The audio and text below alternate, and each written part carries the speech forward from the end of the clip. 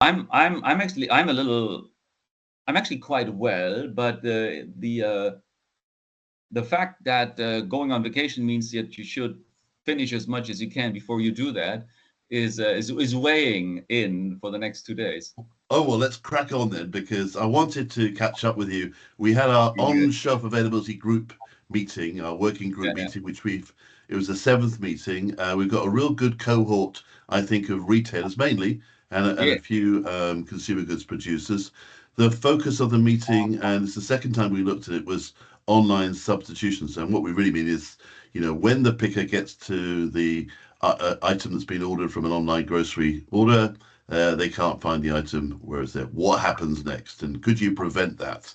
And so we had three speakers. We had an excellent retailer speak from America, one of the biggest grocers out there in America. We then had our friends West Monroe, who are excellent at sort of time and motion studies and help with productivity analysis. And then we had Federico from Everly again provide a perspective from his. And then we had contributions from each of the retailers. Tesco's and others were all on the call. So what were your sort of key takeaways? If you're thinking, the high level, what do you take away as a retailer as strategic things to do? well, thank you, Colin. Yeah, it was a great session. Absolutely. Look, to me, there were three themes. One was related to cost of substitutions. The second one was related to some solutions. And there we realized that apart from improving on-shelf availability, which is a no-brainer, personalization is a big thing that's happening. And then we had some more conceptual high-level thoughts towards the end. But, start out with the costs. You see, remember, Colin, last year we did the survey and we tried to find out what is the cost of a substitution. And we estimated, thanks to the support of the group and their kind answering of the survey, that for about every dollar in margin that you can gain through substitution, retailers pay about $2.40, $2.50 in Yeah. costs. Now Shocking. that shocked us, right? Didn't it? Yeah. Still shocking. And those numbers haven't budged. But what this year's session added to this was that West Monroe had a different way of measuring these kind of things. And we haven't really concluded whether they're completely overlapping, but listen to this. West Monroe said that it takes on average 26 minutes to pick a basket with about 25 items. So that in principle leaves us with, about 1 minute per SKU. But what was interesting is that they assume that a basket with 25 items has about two stockouts, which would be somewhere around the famous 8%, which apparently is an industry Well, who wrote that? benchmark. I have no idea, but real brilliant person probably, right? No, no, jokes aside, this was a past crime. And the interesting thing is that they said that those two items take about 20 minutes of the picking time, another 20% of the picking time, 5 minutes. So, in other words, the picking productivity in store is largely determined by the out of stocks, because if out of those 25 minutes, 5 minutes is for stockouts, you can imagine if you could really improve this, how many more picks you could do per hour or whatever, and what that would mean for your picking efficiency.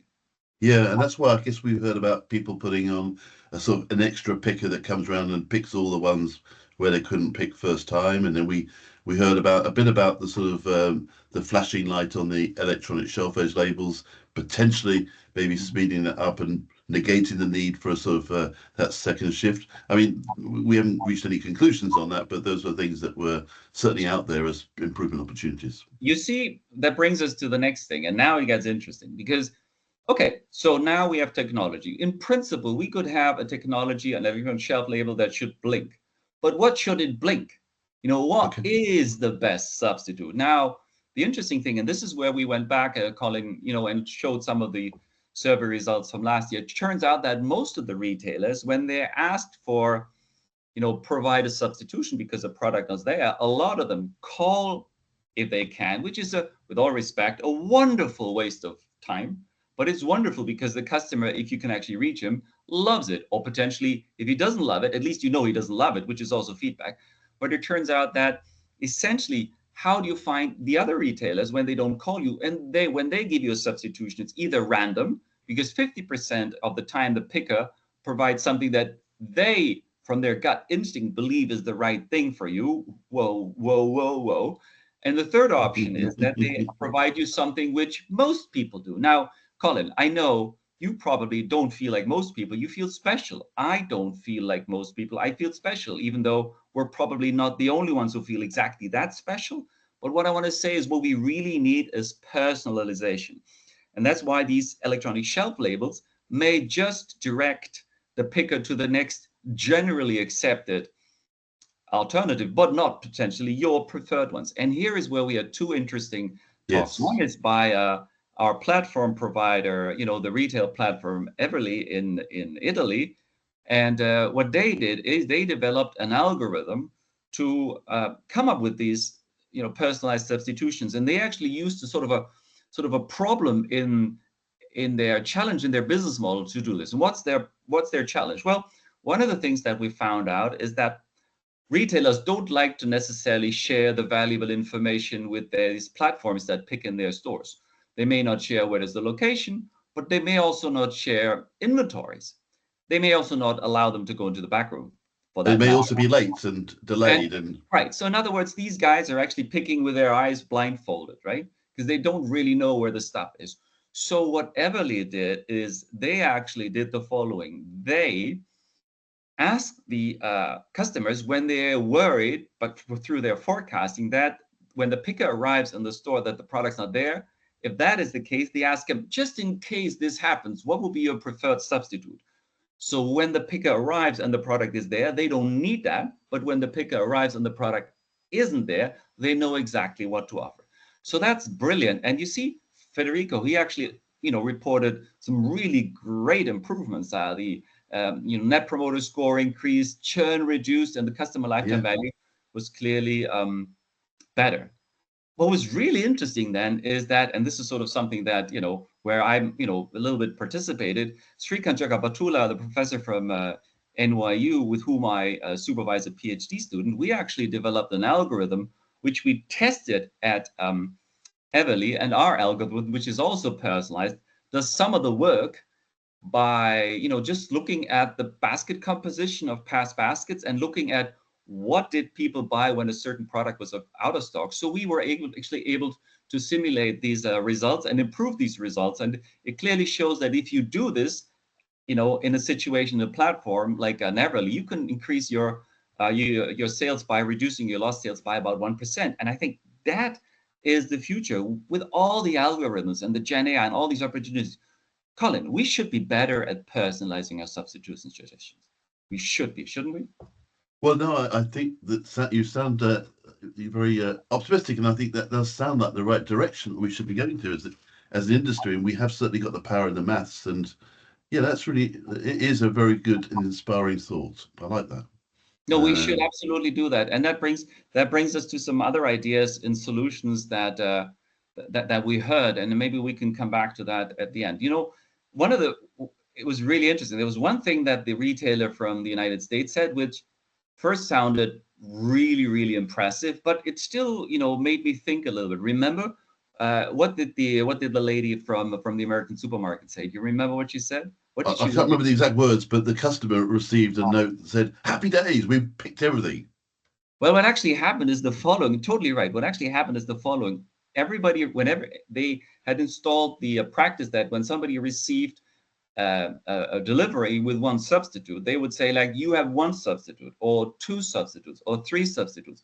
But once in a while, somebody received a delivery without any note, without any news.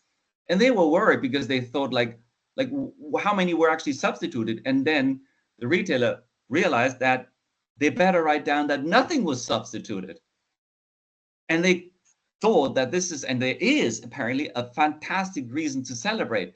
Now, with a little bit of distance, and as much as I love that retailer, the fact that they celebrate something that you would argue is what everybody should be expecting, and I was making that joke before, is like, imagine you have a factory and once in a while you have a car that actually drives off and you want to celebrate this. I love what they do because it provides an opportunity for the retailers to engage. But I think as an industry, as retail, we should strive to get towards, perfect baskets, perfect basket fulfillment. And not just, by the way, from the picker's perspective, but exactly from the customer's perspective. And I love first-time pick rate, by the way. But I think all of this is still totally internally centric. It is picker centric. It is SKU centric.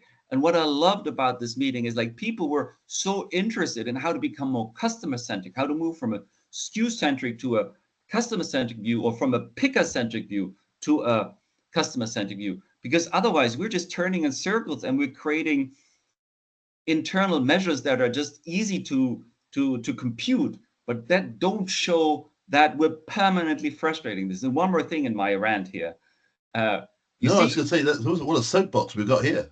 so here's another something. You remember, you were listening into that one conference that we sometimes attend at Wharton and Harvard, where there was the thesis that we actually have first class and second class customers. And we treat our online customers as first class customers because we actually go out on our way. We spend 20% of the picking time finding something for them, and we treat them. They get a delivery, and they get all these wonderful things. But 85% of the people are second class customers, and that's me going really shopping like in the old days. I love it. And Paying for the first class customers. And I spend my time trying to find a substitute. I walk around, I talk to the people, the associates, where can I find this? And I spend all of that. And I think as an industry, we should become more customer centric, and not just online centric, online customer, but offline customer centric. We should be able to provide eventually the same service to the offline customers as for the online customers. That should be our vision. That's a great vision. Yeah, well, what a soapbox. That's fantastic. I mean, it all comes back, though, doesn't it, I suppose, to this discipline around inventory record accuracy, because that's the heart of what's going wrong here, at least a big part of it. Yes, some of it could be in the back room, some could be up on risers. But we talked about that session again where, we found a whole load of stuff of inventories always in the back, and it should be on the front. But so there's a lot more work to be done in terms of building that discipline around inventory management, I think, knowing where it is in the store and knowing that it's accurate. And that will be the platform to deliver this customer centric, I suppose, to substitutions. And there's first and second class customers. I like that. That's a very good point. But yeah, we did hear that presentation at Harvard a few years ago. Quite controversial and delivered with a lot of passion by the professor. Actually, I don't think it was that controversial. Everybody felt this was right. There were very few people who said this was wrong. So it was provocative, yes, but I'm not sure it was controversial. No, it was provocative, perhaps more, and it was delivered in a provocative way. Yeah, totally, with lots of passion. And I think it was linked to why am I paying more for my groceries to subsidize the first class shoppers when I walk in? So I think that added a little spice to it. But no, next session's coming up right after the summer break in September, right? Yeah, we're going to be looking at this relationship between self-checkout and on-shelf availability. There's a sort of sense that, there's lots of missed scans that then lead to, items not being sold, apparently, that mess up the inventory files, and then in theory should lead to on-shelf. So we're looking to see whether retailers have explored that and what data there is. And wait. I think you actually have a bit of a teaser on this, a little teaser in terms of wasn't there one question that we asked about whether our audience thought that this had an influence? Yes, you're right. 71% was the number you don't hold that back. This is the teaser for the next session. 71% of the participants of the last session confirmed that they believe that self-checkout screws up their balance on hand and their inventory records. Now that's big. And therefore not only messes up the sales record, but messes up the inventory record. And that then leads to the problems where the picker can't find the item because they thought it was there. Boom, boom. So yeah, we have potentially a retailer that's going to speak to some of the solution or an intervention that you put in place around auto correction that tries to get to some of this, but we want to also prove the case. And so hopefully a few retailers can share their experience on that. And I know a few of them have been working on it. So that's why the 71% is there. So Daniel, thank you again very much for sharing your Fantastic thoughts as always. and getting on your soapbox. I love that. And it's brilliant. And we'll see you next time in September. Enjoy your summer. Have a great summer. Bye bye. Thank you. Bye bye.